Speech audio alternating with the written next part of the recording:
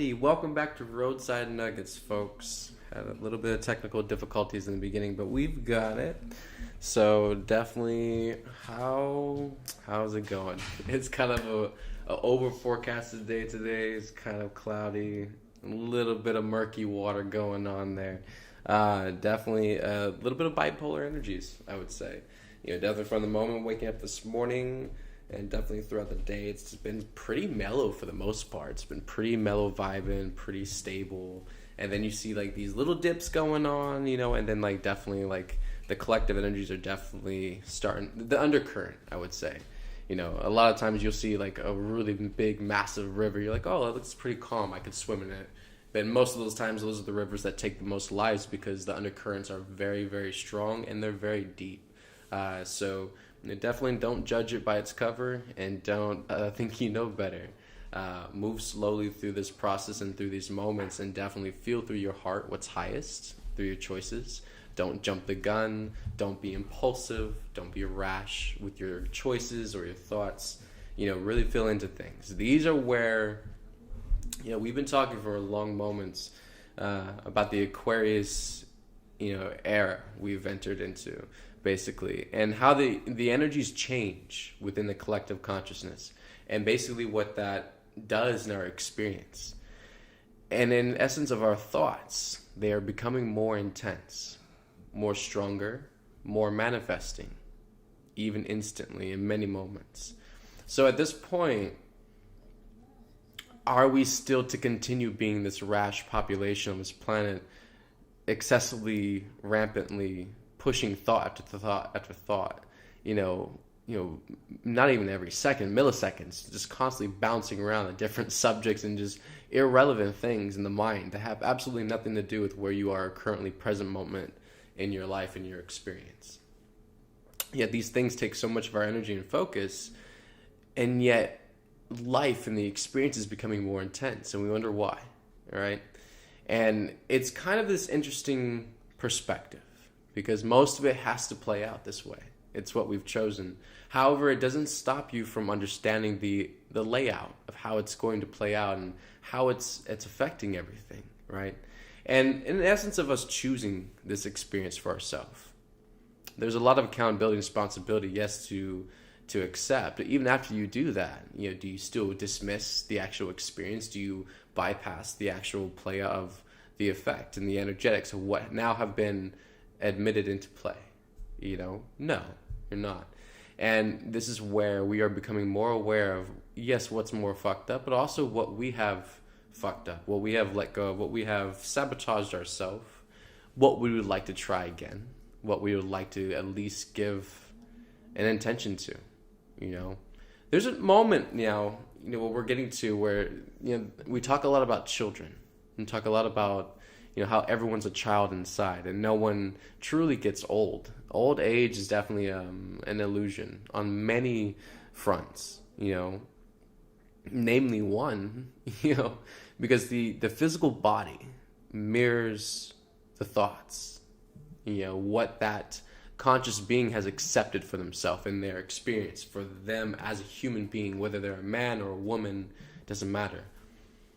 This has a lot of restraint on the physical body, what the physical body can do after that point, now that it's been suppressed into what you can basically command your body to do, be, act like, and at whatever age it's supposed to do at that point, because the collective does that, or that your people in your family, everyone in your family, every woman or every man in your family, or all your grandpas, and just had the same thing, so it's hereditary. You're supposed to have it too at this age, and you see how deep that goes. It's a big rabbit hole, and this is where we've really lost a lot of the essence of the child. We've kind of turned around, and we're going the wrong direction. And where the child really looks at these things and the child laughs. The child doesn't really understand dysfunction because you can't understand dysfunction. So the child laughs at these things. The child just doesn't really bother with it. These are not important to the child. The child would rather spend its moments on play, creativity, what's bright and shiny and beautiful, what's grand, what's a new experience, what's constantly just sending every shockwave through their nervous system of excitement and just euphoria, bliss, at new discovery, new expansion, discovering more parts of themselves, learning through themselves in new ways how to interact with life. Those are the more important things that children focus on, and they don't even have a conscious thought to do it. It's just natural to them. It's just what they vibrate towards. And so, talk about conscious beings who've had a long moment on this earth and a lot of years and under their belt, that adds definitely a lot more pressure, because there's a lot of things that you've accepted, there's a lot of things that you've told yourself, then most of them are not true. That's the big pill to swallow. And here's the kicker too. As soon as you let it go, the rest of it can change. And these are the things that people don't want to accept. Like, no, that's not possible. I have met, and this was even before Mission, okay? I have met so many people in my life before Mission, and they were all elderly people, very, very elderly, and they were up there in age. You would never guess it because they looked so young. Right? And there were many different kinds of races. I growing up in Texas, one of the most multiracial places I've ever seen in my life, statewise, and everywhere I went, there was constantly almost every race ever represented in that state. It's crazy, mostly probably because it's like a military, one of the second largest military bases in the world, or in this country rather, I feel, in Fort Hood, Texas. So just having that hub constantly, bringing new people in and out from all over the world, definitely it was interesting. But yeah, anyways, back to the story. Thank you, Angels. Definitely met a lot of, and it's interesting because a lot of them were women. A lot of them were feminine women. And they were, definitely their 70s, 80s. One of them was in their 90s, and I thought she was 70 something. That's how young these people looked to me. And, really, and then you listen to them. You listen to their character, their personality, what they focus on, what matters to them.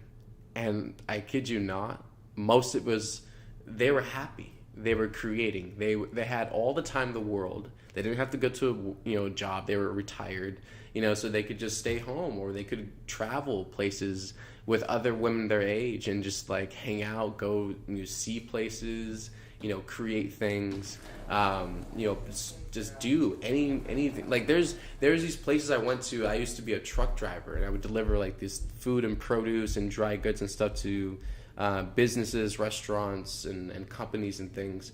And there was a couple places I would go to in Texas that would, it literally was this whole massive spread laid out, and it was they had dorm rooms and everything like that.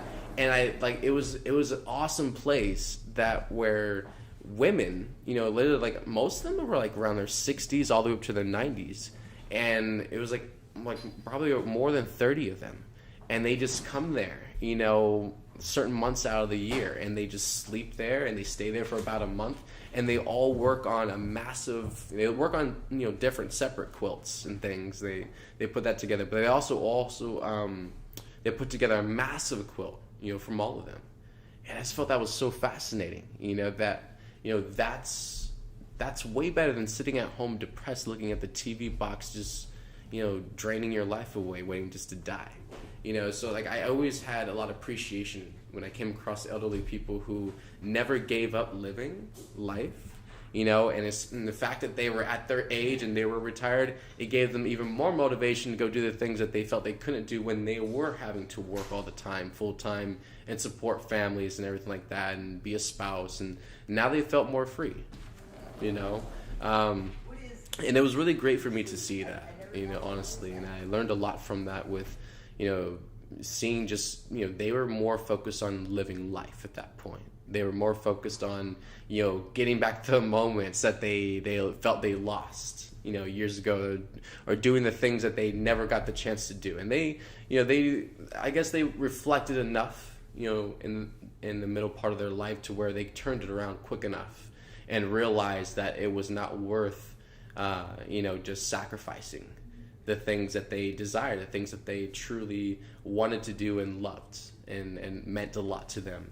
And definitely has a lot to do with generations. I know the older generations were definitely more brute and harsh. With I feel a lot with just like lifestyle, and everything was so much more on status and just stature, really, self identification with society and who you were as a man or a woman to your village, your community, to society itself. It's just a lot of crap, and it definitely, I feel it made a lot of people harsher, and that's where I feel a lot of people in the older generations, they just don't care, about really the magic in life anymore. It's really dimmed, for them, and they've settled more just for a content life, a expected, predictive day-to-day life where they have the same routine and everything's just kind of the same for them, and it's controlled, and that's how they choose to live their life, until the days that they die. That's what they've set for themselves, and that's really true, to them. But it's all they feel that they have the power to do at that point, because they feel like they've suffered their whole life, where they just kind of, slaved away, living for a dream that either they didn't reach, or the people that they wanted to be there when they got there weren't there. And so, definitely a lot of back then, the 80s and the 70s, and even the 60s, it was always about the American dream. It was always about going as far as you can, as fast as you can, and, be the best that you can. And it was so competitive, it was so driven, and everyone was so externalizing that. Everyone was so focused on what everyone got or what they did with their life or who they became. They lost really the magic. They lost really a lot of the inner child energy, where it was based off of, what the child wanted to do, what made us feel good, what really we'd like to play and create together, not what, what builds societies, what companies and corporations will buy, what's accessible to them. That diminished not even the American spirit, it diminished the human spirit. The industrial, the engineering industry, and just even the technology industry in a lot of ways too, even though mom created the web of light, just the manipulation, what they've done with it on the surface of that has diminished a lot of the human spirit, to where it's externalized so much, yet it's kind of pulled everyone's focus internalized into not even themselves, but into a device, into an escapism, into a way to go aloof and disassociate further. And I remember too, a couple of years before I came to Mission, like the VR, the Oculus, was really, really getting big. And I used to work for Samsung for a little while too, and I remember them pushing that product, and there was a lot of I feel lawsuits that came out as well, but also people that were opposing it, and definitely were expressing, from their own opinion, how this was definitely a big road that was going to lead to people just being completely connected to AI, or being, codependent on AI technology and the system of that, because they're too scared to leave their house now. They're too scared to leave their room. They'd rather, instead of travel half around the world and go through that journey and that experience and see what that's like, and actually go live that experience, they'd rather stay in their room and go there through their VR system now. So to be completely detached from nature itself, from the physical planet you are standing on, and, sabotage that connection for this quick, self-gratifying illusion. It's not even a real experience, it's an illusion, just so you can say you've seen it, that you've been there, through technology. And it was a little interesting, how people were getting pretty crazy about it, and just how far they could take it, and how, at first you could see like the borders in your room, but then they took it further where like it really was captivating, really pulled you into another space, a reality where it just changed your illusion. And I remember actually it was pretty interesting, because it was actually like a couple of years after I had started working with like energy and Reiki and stuff, and I was pretty sensitive. I was very, very sensitive, and I had still dealing with a lot of anxiety at the time, and I hadn't transformed a lot of it. So I was still getting, I would say, the negative responses in my body that just did not feel good when those attacks and energies hit. And I remember every time I would take that Oculus VR off, when we would demonstrate it within the Samsung floor room, that my head would be ringing like I would have this nauseous, like almost like, and it was almost like kind of like how you get where you've been in the hospital too long and like those bright fluorescent unnatural lights, and it starts to hurt your eyes and gives you a headache, and it's kind of like this weird energy down the back of your neck. That's what I felt like when I took the VR system off. And it was like such this weird, and then my eyes too were so distorted, and I can just imagine because how much like your pupils dilate and all that, you know, with all that going on, then you take it off and just how much they have to refocus after that, and everything is just like it's not natural at all. And definitely after a couple times I stopped demonstrating it for people, and I feel I just allow people just to try it on themselves. I was like, yeah, here you go, you just do it this way, there you go, what do you see, you know, like I wasn't gonna, you know, put myself through that experience more than a couple times before I realized that it was energetically doing something, you know, and I was just not gonna participate in that. But you know, this is definitely where the inner child wants to play. The inner child wants to experiment. You know, the inner child wants to get their hands dirty, hands in whatever's going on, and actually participate, be a part of it. You know, and this is also where the child has their own perspective too. You know, and this is where, you know, the child always sees it differently. You know, it's not as harsh and self-critical and chaotic, you know, to the child as it is to, you know, us. We have a lot more belief systems, a lot more of fantasy base, I would say, that feeds into our imagination just because of the movies we've watched over our life, the traumatic events we've had, the experiences we've heard, the news, the like horrible, disgusting news that we've watched over the years and years of wars and stuff like that. So that's added to the imagination that the ego can manipulate and create, you know, things out of. You know, for a child, when they're more, you know, they're innocent, they're not as programmed and conditioned as we are. They haven't been in this world that long, you know, where that they don't see it that way. You know, everything is more like just like hands off, just like it's all good, you know, like, oh wow, that just happened, yeah, wow. You know, it's not just like this crazy thing. They get really to the fear part because the parents and the other children, you know, the people around them are projecting that, and they can pick that up and start to reflect that or even embody that energy and imprint off of it too, because children are still imprinting. So this is where, you know, in a big way the children really get fucked over energetically, and it's just part of the reality that we exist in. You know, because children are still imprinting on everything, and so if we're in constant dysfunction and programming, that's really all they have to imprint off of. That's what they're learning, their behavior and how to be human through us, and it's dysfunctional, but yet that's what they have to go by, because they have to go by something. They're growing, they're expanding, they're already here, it's too late. You know, you can't have a completely clean, pure population and then the children go through that. It's like, this is a process that's already happening, been happening, you know, and so it's really not about, you know, trying to do something to the children. It's about, you know, rehabilitating the parents, rehabilitating the adults that are already here, the people who are running the countries, the people who are in power, all that. That is who, you know, needs to be rehabilitated. The children, leave the children alone. Stop putting things in the children. Stop giving things to the children. Stop telling things to the children. Stop it. Leave the children completely alone. They are completely divine and pure, and they have their own divine blueprint. You know, especially all the crystal rainbow children coming in now in these moments. Mom has so many plans set in place for them.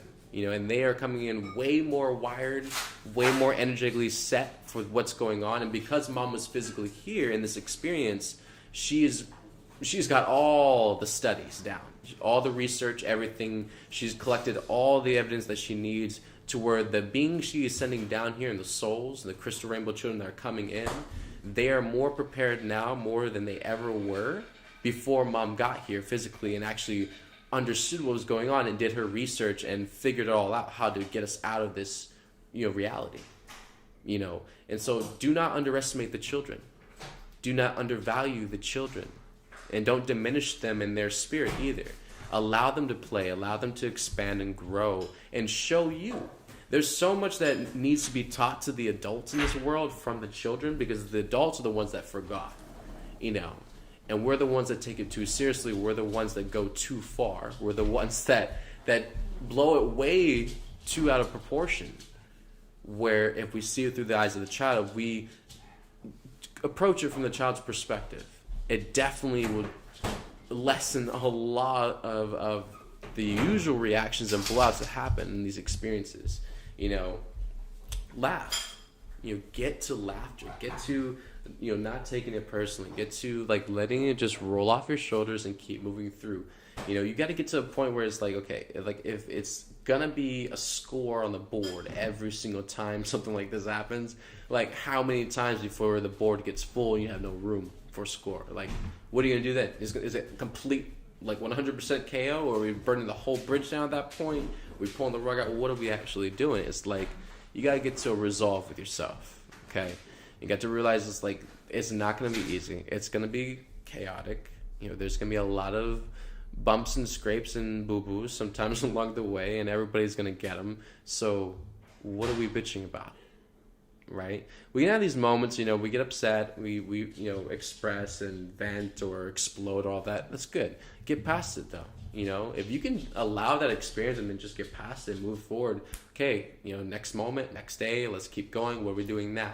Are you still 2 days ago, or are you here now? That's the whole point. It's like, can you be real and then can you be present? Not be real and then 2 weeks ago attached to it. Can you be real and can you be present? And what is highest? It's not about what's practical all the time. It's about what's highest. Feeling into it and going with the flow with that. And definitely, I am such one to like take things so seriously. Like, it's been a long journey for me in my life, especially on mission, even to this point, and just relaxing, easing off. Don't be so serious about it. Don't be so tense about it. Don't be so like just strangle mode all over. Just easy. It's all good. It's gonna be all right. We'll make it. Mom's got this. Trust mom. So definitely I feel for all of you out there, and it's that's the thing, we're not, it's not personal. It's not to attack anyone or blame anyone or point fingers at anyone. These are the dysfunctions we have on this planet, and they have to go. That's why we're talking about it. However, it's not something to like be ashamed of. If that's your energy, or that's what you're currently dealing with, or you're working on transforming, thank you. I'm grateful you're choosing to do that. That you even care to be consciously aware that you have that energy. That's important. That means something, because it means you care. Above all things, that's what we need everybody on this whole population on this planet to do. Is to care, to actually reflect and have it mean something to them. Because it is the well-being of yourself and also for the greater whole of humanity, this planet, where we're going. Everything matters, right? And then also the children, the families that we are building on this planet. Do you really want them to keep continuing this legacy of humanity where we are just fucking everything up and burning it to the ground and being completely retarded and stupid? Even with our own leadership and even with our governments and everything, the people that we choose to allow to take our power from us and clearly just flaunt it in our face and don't do anything to support us or help us. Like, what kind of world do you really want your children to grow up in? What kind of world did you, before you found out about not immortality, but eternity? What kind of world are you planning to leave them? Did you actually care to change any of it? Or to say anything about it? To make a change? We are not products of our fathers and mothers. We are not the byproduct of their misery and their nightmares that they lived through, and we are not responsible or obligated to live our life for our family or our mother and father. Okay? It's time everyone realized that you are an individual being, and you are sent here by God and no other. And your sole contract on this physical planet was not decided by any physical human being here. Meaning you owe nobody nothing to make your own choices and follow your own highest guidance, truly, from the angels, from mom, from your higher self, and to make those choices. No one can stop you. All this false sense of obligation and duty and submission to other people and what they want from you, it is the very part of the fabric of the illusion. You have to break free. You have to make that choice that you're not going to give that power. You're going to give yourself your power back, and break free from that and allow yourself to start being happy. You got to make choices to be happy again. You got to make choices to feel better again. You've been making choices every single day and they haven't been making you feel better. So you ready to make the right ones? It sounds so simple, but it actually does require you to be, in integrity with that. Honor yourself and your choices with that and go with that. This ditzy, thing where I noticed this a lot in high school too. And I was a massive procrastinator. I would say I was going to do something and then it'd be 2 weeks later, hey, did you do it? Oh, no, and I would do it that night or in that hour or however long I had left at that point.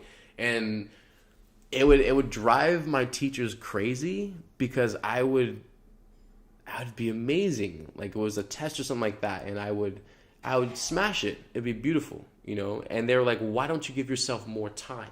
Why don't you give yourself, the whole time that everyone else does, and then you can actually make it better. It could be, and then I felt at that point they didn't like it. Even though I did exactly what they wanted, now they wanted more, and they were trying to judge it off of the time difference, that because I did in this short amount of time, it would actually be better if I had used the entire time. So then it was more this bull-headish thing with the teachers. Is it just drove them nuts that I just waited to the last minute all the time for everything.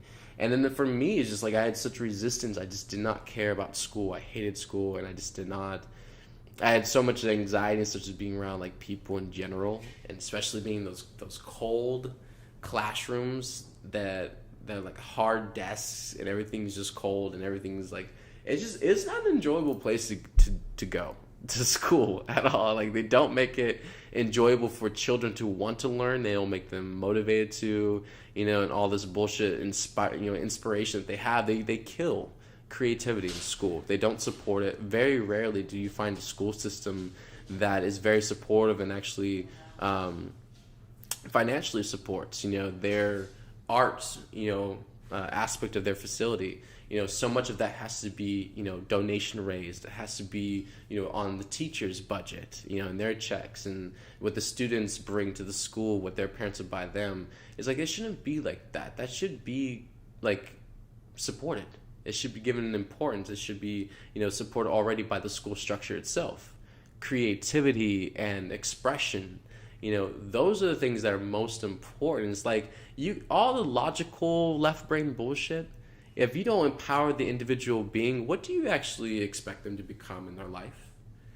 You want to build a world full of strong leaders, yet you are breaking them down as you speak, and then they are now just a mass conformity, a crowd of sheep that are fully trained, yes, and skilled in a lot of different ways, yes, but now they have no individuality. They have no expression or voice of their own. They don't know who they are. They don't know what they want anymore of their life, and they don't know how to express or communicate it anymore because they were never given a chance, and they were never given the room to feel that was important. That part of themselves is important, and they should honor that part, respect it, love that part, invest in that part of themselves while they're young growing up, Now it's this head rush back, trying to beat the clock now for a lot of people who realize that these things do bring them joy, and they've always wanted to do these things in life, yet they didn't have the time. They were too busy or all this and that. It's just do it,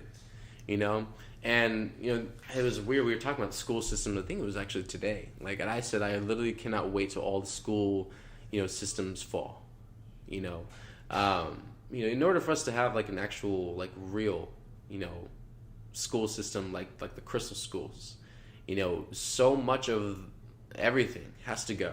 How they do it, how they have it set up, the structure of it, where schools even are and why they are there. We're not going to get into that nasty stuff.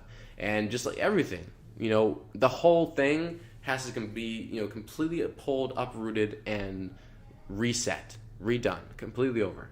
And implementing a whole new design and template for how we are going to support our children, how we are going to take care of them and show and guide them through their experience, not control them, not try to squeeze the life out of them and tell them that they have to decide what they have to be for the rest of their life and make that choice in a couple of years. It's like all of this is gonna stop.